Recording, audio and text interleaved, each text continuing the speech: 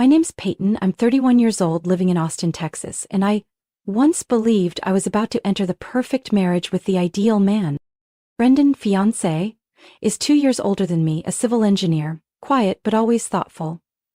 We met at a seminar 3 years ago, and during our very first conversation I thought, this man is nothing like the ones I've known. He knew how to listen, was just smart enough, spoke honestly when needed, and had a way of making me feel like I was the only person in a crowded room. We got engaged at the end of last fall when leaves began to fall along the lake trail where he knelt down. No extravagance, no $1 million ring, just Brandon, with sincere eyes and the question that stopped my heart. Peyton, will you grow old with me? I cried out of joy, and I believed that promise the way a child clutches a ticket to the future. After getting engaged, we quickly dove into planning a spring wedding. Everything felt like it was moving smoothly. The guest list, the venue at a quiet ranch just outside the city, the cake tastings, and those small but sweet arguments about the bouquet colors. Brandon was the first man who made the word stability feel safe rather than suffocating. So when he said he wanted to go back to California for a few weeks to visit his mom, who was recovering from a minor surgery, I didn't suspect a thing. Brandon's always been family-oriented, and it had been nearly a year since he'd returned to the small beach town where he grew up. I even helped him pack, slipped in a few packets of his favorite coffee, and called out as he walked to the car, "Tell your mom I said hi, I'll miss you." Brandon turned back, gave a soft smile, and said, "I'll call every night, don't overthink it, it's just a few weeks." A few weeks. Sounds simple, right? I sent him off with a long kiss and a hug tight enough to hold on to that sense of closeness. I had no idea that hug would be the last time I felt certain about the man I was about to marry. At first, just like he promised, Brandon called every night. We talked about his mom, the pleasant West Coast weather, and even discussed putting a deposit down for our wedding photo studio. He sounded tired but still kept his voice steady, warm, and attentive. I thought, he's just homesick. He probably misses me as much as I miss him. But on the 5th day, my call rang once and then stopped. The messages I sent via iMessage no longer showed as read. I told myself maybe he was tired, busy, or forgot to charge his phone. Anything was possible. On the 6th day, I received a single message. "Peyton, I need some time to think. I'll explain later." I went numb. Think? About what? About us? About the wedding we'd spent the whole winter planning? About the vows he had handwritten and tucked inside the ring box? I texted back almost immediately. "Brandon, what's going on? Can you please tell me clearly?" No reply. The silence hit like a punch to the chest. No warning. I'm not someone who panics easily, but in that moment, I was scared. Not because I feared being abandoned, but because I didn't know what I was being treated as. A man about to get married, leaving only 2 lines behind and disappearing? I stared at my phone screen, then looked at the calendar on the wall, our wedding date circled in bright red, and I started to understand. Something was breaking. 3 days had passed since Brandon's last message. Every morning I grabbed my phone by instinct. Nothing. No explanation, no apology, not even a meaningless emoji. At first I tried to stay calm. Maybe his phone was broken, maybe he was caring for his mom and too busy to check in. I acted composed, worked, drank chamomile tea, played my favorite playlist.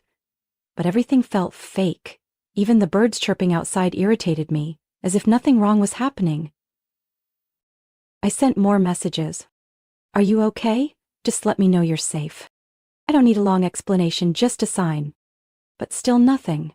The messages remained stuck at sent, never moving to read. On the 4th day, I tried FaceTiming him. The screen rang for a few seconds, then went to voicemail. I called again, then again, straight to voicemail. I felt a chill settle into my chest, not from the air conditioning, but from the thick silence Brandon was laying between us. This wasn't him. Brandon wasn't the kind of man who vanished without a word. He hated ambiguity. That was one of the things I loved about him. His clarity, his directness, how he always addressed misunderstandings before they had a chance to grow.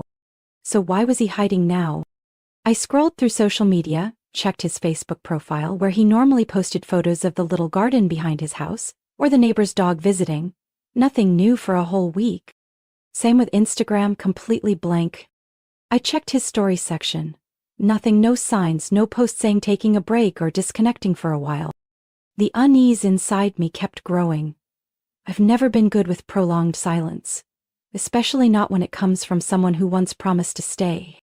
That night I called Brandon's sister, Emily. We'd met a few times before, not close, but close enough to send each other holiday greetings. The phone rang for a long time. When she picked up, I realized my voice was shaking. "Emily, it's Peyton. I'm sorry to call this late. I just wanted to ask, is Brandon doing okay?" Silence.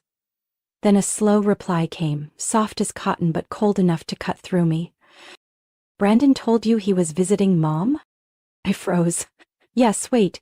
He's not staying with Miss Margot?" Another pause. I could hear wind or maybe traffic on the other end. Finally she said, "I'm not really sure. We haven't talked much lately."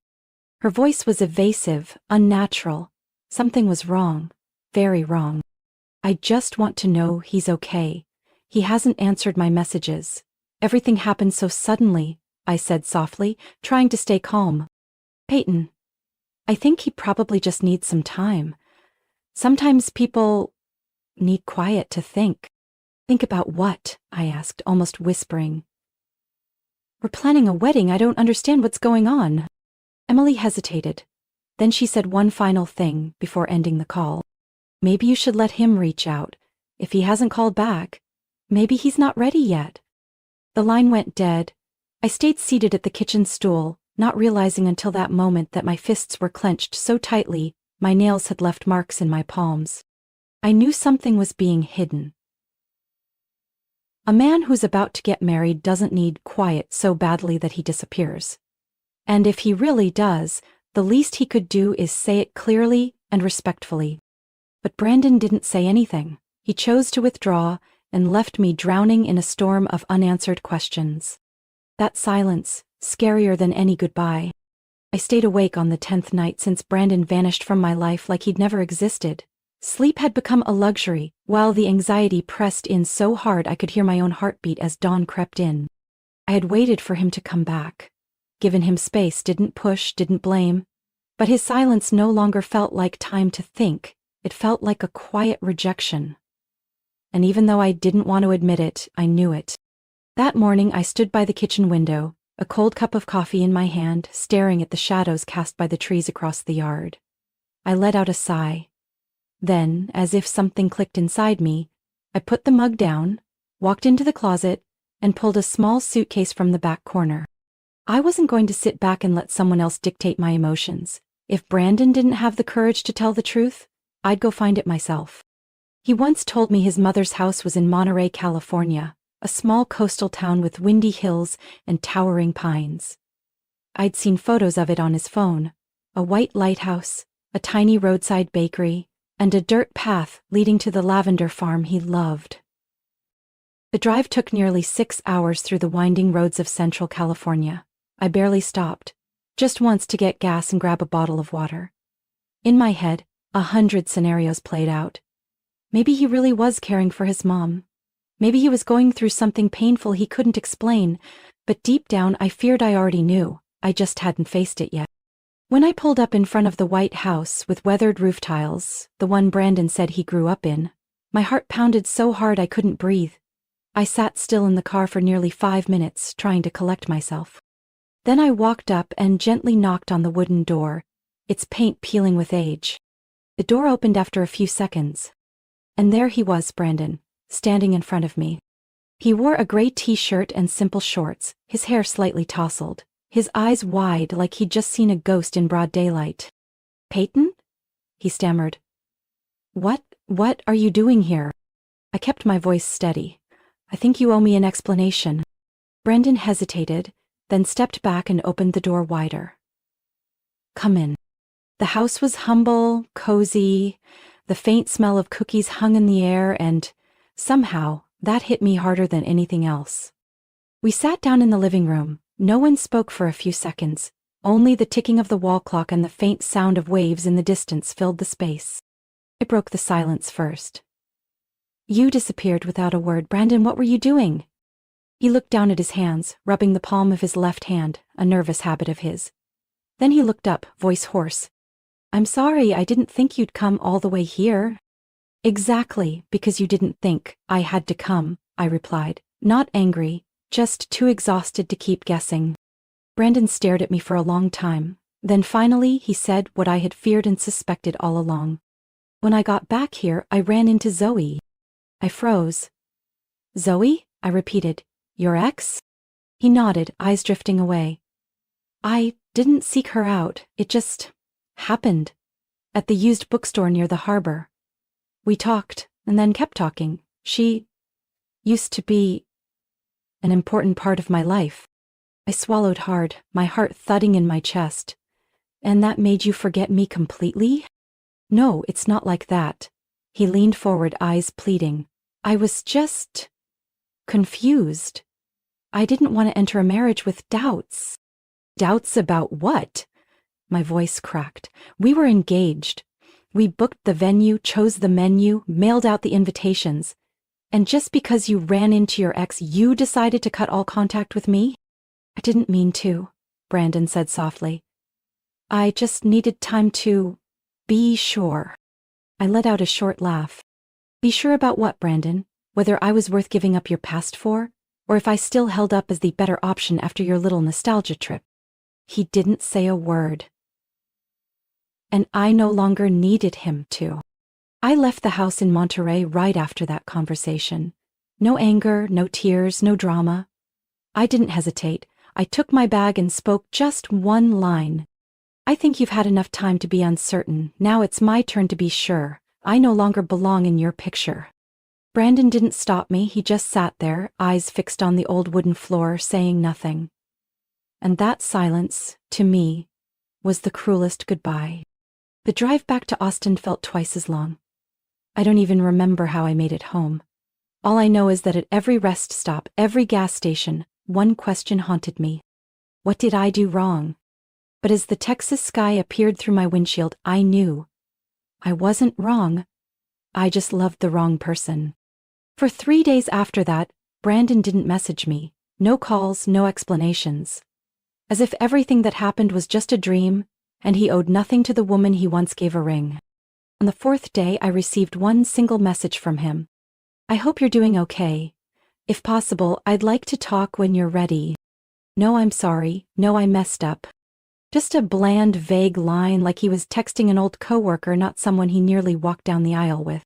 I read that message in the kitchen, a glass of water in my hand, and for some reason, I laughed. A dry, empty laugh with no hint of joy. Then I flipped my phone face down on the table and left it unanswered. I didn't need an explanation anymore. I had seen everything I needed to see. The tone of that message only confirmed what I already knew. To Brandon, I was a convenient option, not someone irreplaceable. My best friend, Rachel, was the first to hear the whole story. She listened without interrupting, without rushing to judge. But when I ended with, I don't think he ever meant to hurt me, she looked me straight in the eye and said, Peyton, sometimes the thing that hurts the most is indifference. I stayed quiet, but deep down I knew she was right. 2 days later, I told Jay, a close guy friend from college. His face twisted almost instantly, and he said through gritted teeth, If a man can quietly slip back to his ex behind his fiancé's back, then he never deserved you in the first place. I felt like my heart was being wrapped in the warm blanket of an outsider's clarity. The more people I told, the clearer it became. I wasn't crazy. I wasn't blind. And I definitely wasn't weak like I'd feared.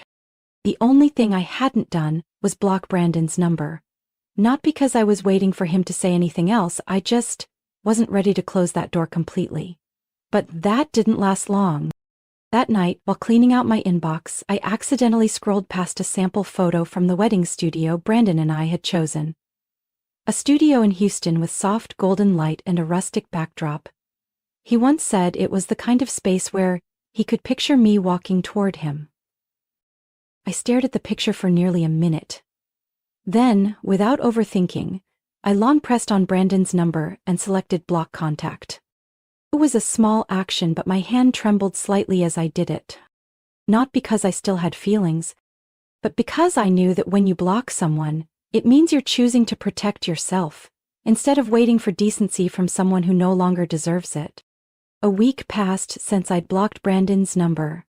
Life didn't go back to normal, but at least it found a rhythm.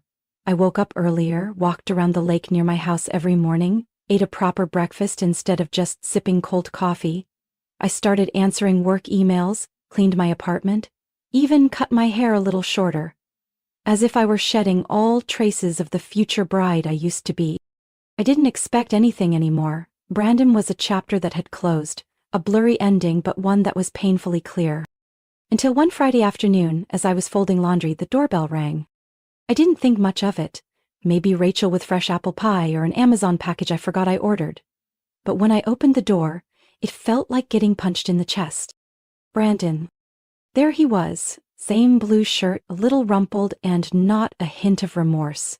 In his hand, a small paper bag from the coffee shop I used to love, as if this was just a delayed casual date. Peyton? He smiled lightly. I was just passing by and thought, maybe you could use something sweet. I stared at him. What are you doing here? I thought, it was time we really talked, just you and me like we used to. I crossed my arms. You really think you still have the right to start anything with, like we used to? He hesitated but tried to keep his tone casual. I miss you, and I think we can still fix this. You know, the venue still has our date reserved, and the lavender flowers if you still want that color. I think... Stop. I cut him off, feeling the blood rush to my face. He looked at me surprised. Peyton? I stepped closer, my voice low but firm. You think you can disappear then come back like nothing happened just because you realized your ex wasn't the one? Now I'm good enough again? That's not it. Brandon stepped back, still clutching the coffee cup like it was a shield. I just panicked. Zoe's not what I want anymore. You are. I looked down at his hand. The engagement ring was still there. On his ring finger. I pointed at it. Take it off. What? The ring. Take it off. It doesn't belong to you anymore. Brandon froze, his eyes darting. But then he slowly slipped the ring off and placed it on the small table by the door. His hand trembled slightly, but I didn't care. I picked up the ring, stared at it for a long time, as if I were looking at a shadow that had lost its shape, then set it back down. Strangely calm. You said I was what you needed, I said slowly, but you never asked if I still needed you. Peyton, I'm sorry. No, you're not sorry for what you did. You're just sorry it didn't work out. His eyes widened. You don't understand? Oh, I understand, I said coldly. You wanted to make sure I was still here after you tested your past, but I'm no longer the girl who'll wait for you. Brandon bit his lip, panic starting to flicker in his eyes. You can't be serious. I've never been more serious. He looked around like he was searching for something that still remained between us, but there was nothing. Just a clean, quiet, resolute apartment. A place that used to be a home. Now just a shelter for someone who realized she deserved more. Peyton, please, I can fix this. I opened the door and stepped aside. You had your chance. You chose to run. And now I choose to move forward. Alone. Brandon lingered for a few more seconds, like he couldn't believe this was really happening. But I didn't budge. In the end, he turned around and walked out without another word. When the door closed, I didn't sigh. I didn't shake. I just picked up the coffee he brought, opened the lid, poured it down the sink, and tossed the cup in the trash. Like discarding a sweet illusion long past its expiration date. 3 days after Brandon walked out of my apartment with his half-hearted apology and returned ring, I began letting myself breathe again. Not deeply, not fully, but enough to survive each morning without collapsing over a name. Saturday afternoon, Mia, one of Brandon's former co-workers and someone who'd joined our group hangouts more than once, sent a message checking in. It was short. I heard what happened. Don't know all the details, but if you need someone to talk to, I'm free this afternoon. I stared at the message for a while. Mia had always been kind, not the type to pick sides. And most importantly, she had witnessed the whole arc of my relationship with Brandon. No judgment, no prying, just presence. So I said yes. We met at a small cafe in downtown Austin. I wore no makeup, just a white t-shirt and jeans, walking in with a lighter heart than I expected. Mia was thoughtful. She didn't ask too many questions, just shared a few work stories and mentioned the times Brandon made a fool of himself during meetings. We laughed. Slightly awkward, but genuine. There was nothing flirty, nothing inappropriate. Just a conversation between two adults, one of whom had been left in the middle of a wedding that never happened. I don't know how, but Brandon found out in less than 24 hours. Sunday evening, I was folding clothes in my bedroom when a loud knock shook the front door. My heart jumped. I opened it and Brandon barged in before I could even ask what was going on. No greeting, no explanation, he just stormed into the living room like a whirlwind. "Seriously, Peyton? You went out for coffee with Mia?" I couldn't move, stunned by what I'd just heard. "She texted to check in. We just talked. She's one of my closest friends." Brandon's voice was rising. "And you know that." I crossed my arms. "So? I'm not allowed to speak to anyone who knows you? I didn't sign a post-engagement no-contact clause." He threw his car keys on the table with a loud smack. "You know damn well she used to have feelings for me. You did it on purpose, didn't you?" I laughed for the first time, seeing the truth I used to ignore. "Brandon, if I had really done it on purpose, Mia would be in my bedroom right now, not sipping cappuccino in broad daylight." He stepped forward, eyes fixed on mine like he was waiting for me to apologize. "You don't see how that's wrong?" My voice turned cold. "No, but you know what is wrong? You thinking you still have the right to interrogate me after what you did." He froze. I was just what? Just going back to your ex behind my back? Just vanishing for weeks without a word? Just showing up when I start moving on? I stepped closer, unafraid. You stepped back. So stay there. Brandon's face shifted, not from guilt but from a bruised ego. "You'll regret this," he said, his voice low. "Trust me. You have no idea what you're walking into." I pointed to the door. "You're right. I had no idea who I'd chosen. But now I do. Get out of my house, Brandon." He didn't move. Just stared at me, eyes blazing, jaw tight. Then, without another word, he walked out and slammed the door behind him, like he was the one who'd been betrayed. I remained still in the quiet of my living room, fully aware he could throw all the threats he wanted. But the power over my emotions, from now on, no longer belonged to him. I thought after that confrontation Brandon would disappear for good like he had before. But I underestimated a man who was used to manipulating people through emotion. The following week I started noticing a few strange things. One Monday morning, as I walked out of the coffee shop near my house, I saw a black pickup truck, one Brandon used to drive, parked across the street, headlights still warm. I ignored it. 3 days later, when I left the gym, I spotted a familiar figure standing at the gas station 1 block over, hoodie pulled up, head down, but I'd recognize that posture anywhere. When I looked straight at him, he turned away. At first I didn't say anything to anyone, partly because I wasn't sure if I was being paranoid, and partly because I was too tired to explain anything anymore. But by the 4th time, when I walked out of the grocery store and saw him standing at the far corner of the parking lot, pretending to scroll through his phone, I knew this wasn't a coincidence. That night, I sent him one message. "Brandon, I know you're following me. This is your first and only warning. Do not cross the line again." No reply. But the next day, the pickup truck was gone. No one showed up near my home again. No shadow behind the trees across from my bedroom window when I closed the curtains at night. I didn't know if he disappeared because he was afraid of me, or because he finally realized what he'd lost. But honestly, I didn't care anymore. A few weeks later, Mia texted again, asking if I wanted to grab a drink. I thanked her but politely declined. I no longer felt guarded, but I also wasn't interested in anything connected to Brandon's past. Mia might be a good person, but I wasn't ready to step into anything that would make me second guess again.